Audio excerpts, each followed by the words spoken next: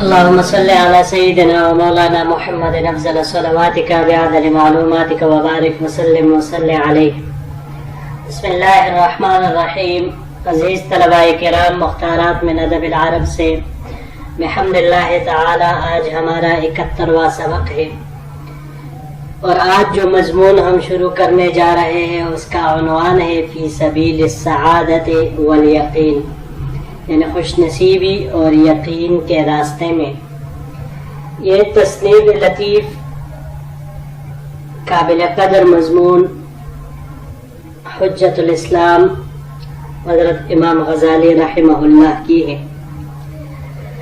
ان کا پورا اسم گرامی ابو حامد محمد ابن محمد ابن احمد غزالی رحمہ اللہ ہے، اور حجت الاسلام آپ کا لقب، اور اس کے علاوہ زین الدین بھی ہے.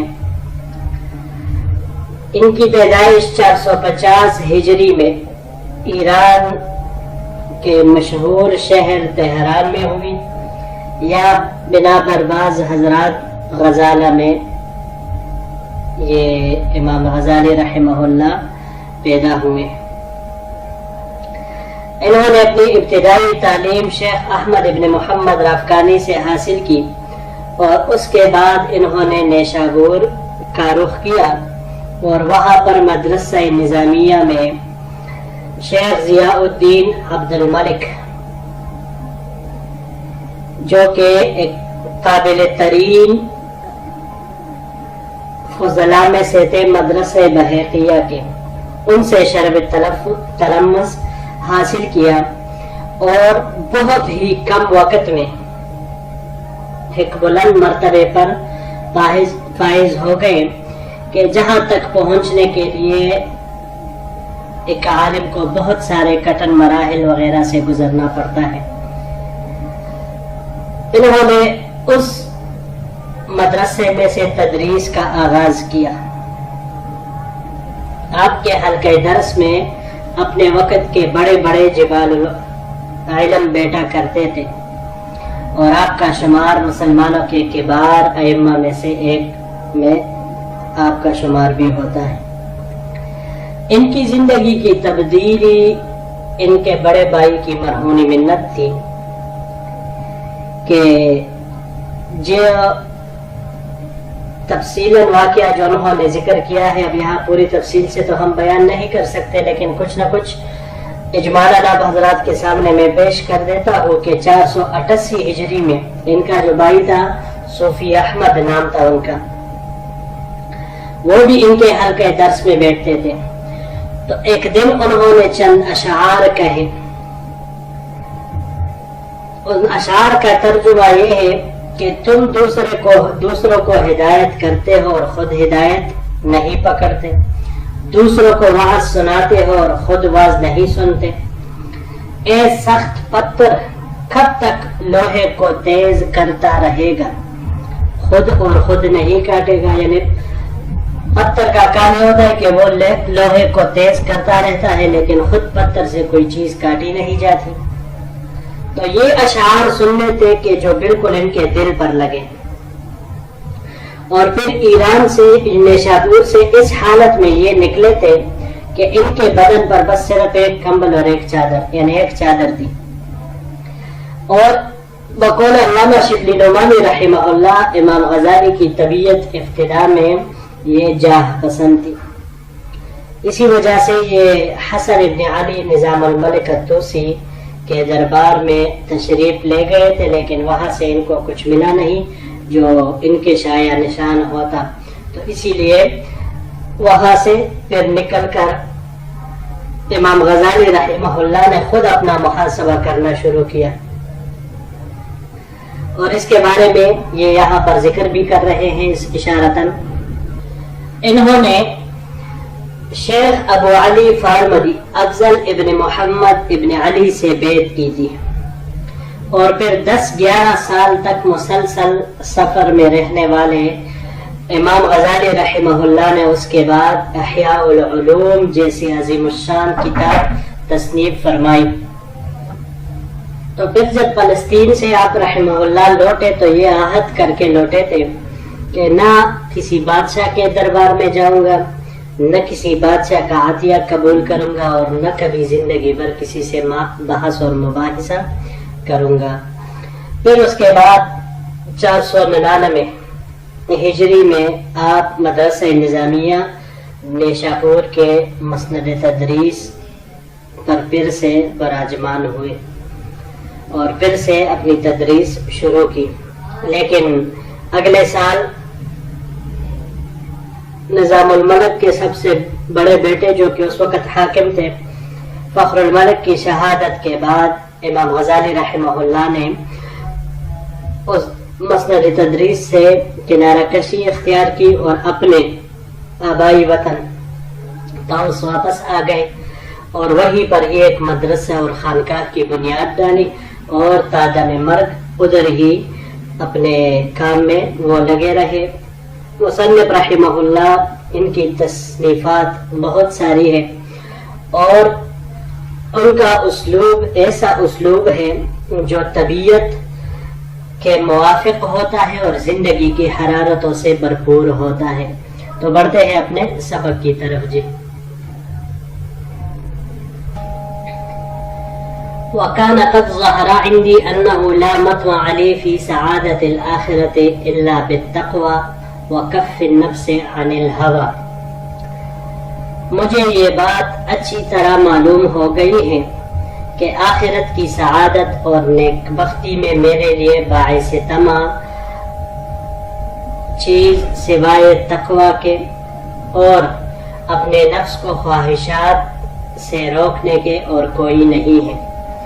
وَإِنَّ رَأْسَ ذَلِكَ كُلِّهِ قَطْعُ عَلَاقَةِ الْقَلْبِ عَنِ الدُّنْيَا بِالتَّجَافِي عَنْ دَارِ الْغُرُورِ وَالْإِنَابَةِ إِلَى دَارِ الْخُلُودِ۔ اور ان سب سے بنیادی چیز دل کے تعلق کو دنیا سے اس طرح توڑنا کہ دھوکے کے گھر سے بالکل دور اور ہمیشہ رہنے والے گھر کی طرف رجوع ہو۔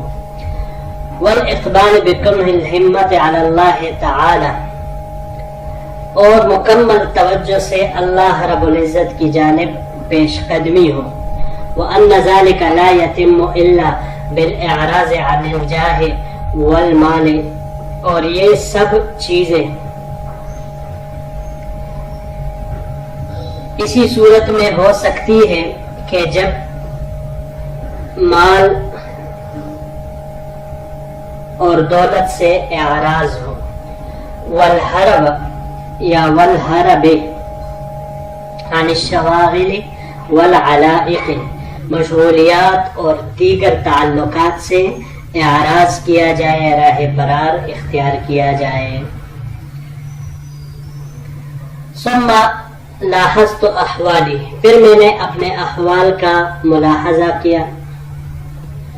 فَإِذَنْ أَنَا مُنْغَمِسٌ فِي الْعَلَائِقِ وَقَدْ أَحْدَقَتْ بِي مِنَ الْجَوَانِبِ، تو مجھ پر اچانک یہ انکشاف ہوا کہ میں تو تعلقات میں ڈوبا ہوا تھا اور ان تعلقات نے ہر طرف سے میرا احاطہ کیا ہوا تھا۔ وَلَاحَظْتُ أَعْمَالِي وَأَحْسَنُهَا التَّدْرِيسُ وَالتَّعْلِيمُ، پھر میں نے اپنے اعمال کو جانچا تو میرے اعمال میں سب سے بہترین وہ تدریس و تعلیم تھی۔ فَإِذَنْ أَنَا فِيهَا مُقْبِلٌ عَلَىٰ عُلُومٍ غَيْرِ مُهِمَّةٍ، تو جانچنے کے بعد مجھے معلوم ہوا کہ میں تو غیر اہم علوم کی طرف متوجہ ہوں، وَلَا نَافِعَةَ فِي طَرِيقِ الْآخِرَةِ، جن کا آخرت کے راستے میں کوئی فائدہ نہیں ہے۔ ثُمَّ تَفَكَّرْتُ فِي نِيَّتِي فِي التَّدْرِيسِ فَإِذَنْ هِيَ غَيْرُ خَالِصَةٍ لِوَجْهِ اللَّهِ تَعَالَى، پھر میں نے تدریس میں اپنی نیت کے بارے میں غور کیا تو مجھے معلوم ہوا کہ یہ نیت اللہ تعالی کی رضا حاصل کرنے کے لیے خالص نہیں ہے، بل باعثها، یہ اگلے سلائڈ کے ساتھ انشاءاللہ اس کو جوڑ لیں گے۔ اچھا جی، پہلا لفظ یہاں پر التجافی، تجافی، یہ کئی دفعہ یہ لفظ گزر چکا ہے، جفوا، جفون، یہاں پر یہ باب تفاعل سے استعمال ہوا ہے۔ اور دور ہونے کے معنی میں یہ باب تفاعل سے آتا ہے. اس کے علاوہ اگر اس کو ہم باب نصورہ سے لے لیں تو باب نصورہ سے لینے کی صورت میں جفون مصدر اس کا آئے گا اور جفاءتن. جب جفون ہو تو پھر اس کا معنی بدسلوکی سے پیش آنے کے ہوگا. گرا ہونے کے معنی میں پھر یہ جفاءتن سے آئے گا. اس کے علاوہ اگر ہم اس کو باب تفعیل سے لیں گے تو مصدر تجفیفن آئے گا. تجفیفن بد اخلاق بنانے کے معنی میں ہوگا. اور اس کے علاوہ یہ باب استفعال سے استجفاءن بدسلوک سمجھنے کے معنی میں یہ آئے گا. اگلا لفظ ہے علائق. العلائق یہ علاقہ کی جمع ہے اور تعلق کو کہتے ہیں. یہ باب نصورہ سے علقن علوقن دونوں طرح کے استعمال ہو سکتے ہیں. مصدر گالی دینے کے معنی میں یہ آتا ہے. اس کے علاوہ اگر باب سمعہ سے ہم اس کو لیں تو پھر مصدر اس کا علاقتن آئے گا, محبت کرنے کے معنی میں. باب افعال سے جب ہم اس کو لیں گے اعلق یعلق اعلاقن تو پنسنے کے معنی میں یہ آئے گا. اور باب تفعیل سے جب ہم لیں تو تعلیقاً مصدر اس کا آتا ہے چمٹ جانے کے معنی میں. اگلا لفظ ہے منغمسن. غمسا. غمسا یہ باب انفعال سے یہاں پر استعمال ہوا ہے. باب انفعال سے انغماسن مصدر اس کا آتا ہے. انغماس یہ دو معنوں میں آتا ہے, داخل ہونے کے معنی میں بھی آتا ہے اور اس کے علاوہ غوطہ لگانے کے معنی میں بھی آتا ہے. اس کو جب ہم باب ضرب سے لیں تو غمسن مصدر اس کا آتا ہے ڈبونے کے معنی میں. اور باب تفعیل سے تغمیسن زور سے ڈبونا اس معنی میں یہ آتا ہے. اور اگر باب مفاعلہ سے ہم لیں اس کو مغامستن تو مغامستن یہ جلد بازی کرنے کو کہا جاتا ہے. احدقت. حدقہ. حدقہ یہ باب ضربہ سے حدقن مصدر اس کا آتا ہے چاروں طرف سے گھیرنے کے معنی میں. اور احدق یحدق احداقا باب افعال سے یہ بھی اسی معنی میں چاروں طرف سے گھیر لینے کے معنی میں آتا ہے. اور باب تفعیل سے تحدیقا یہ گور کر دیکھنے کو کہا جاتا ہے. جی تو بڑھتے ہیں اپنے اگلے سلائیڈ کی طرف. بل باعثھا یہ اس کے ساتھ جوڑیں گے. بل باعثھا ومحرکھا طلب الجاہ وانتصار الصیت. بلکہ اس تدریس کا سبب اور محرک طلب جاہ اور اچھی شہرت کا پھیلنا ہے. فتیقنت انی علی شفا جرف ہار وانی قد اشفیت علی النار ان لم اشتغل بتلافی الاحوال.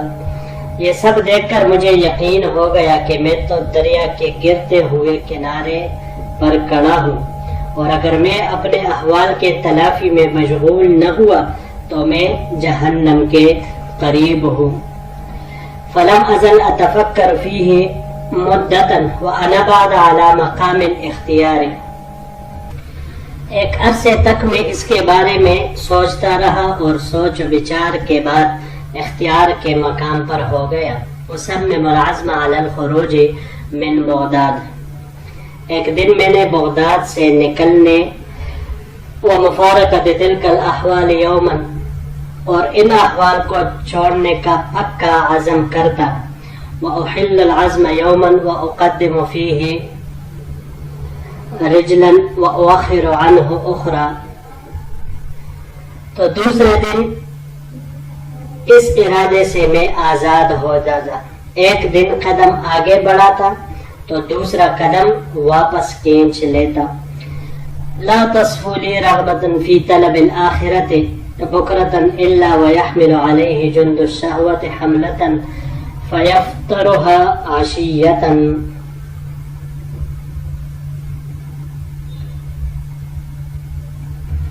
مجھے طلب آخرت کی خالص رغبت پیدا نہیں ہوتی تھی مگر یہ کہ خواہشات کی فوج اس پر ایسے حملہ کر دیتی فیفطرها عشیۃً کہ شام کو اس کو کمزور کر دیتی فصارت شہوات الدنیا تجاذبنی بسلاسها الی المقام دنیا کی یہ خواہشات اپنی خوشگواری کی بدولت مجھے ایک مقام تک کھینچنے لگتی ومنادی الایمان ینادی اور ایمان کا منادی ندا لگاتا آواز دیتا الرحیلہ الرحیلہ یعنی کوچ کا وقت آ گیا کوچ کا وقت آ گیا فلم یبق من العمر الا قلیل اور تھوڑی سی عمر کے سوا کچھ نہیں بچا وبین یدک السفر الطویل اور آپ کے سامنے ایک لمبا سفر ہے وجمیع ما انت فیہ من العمل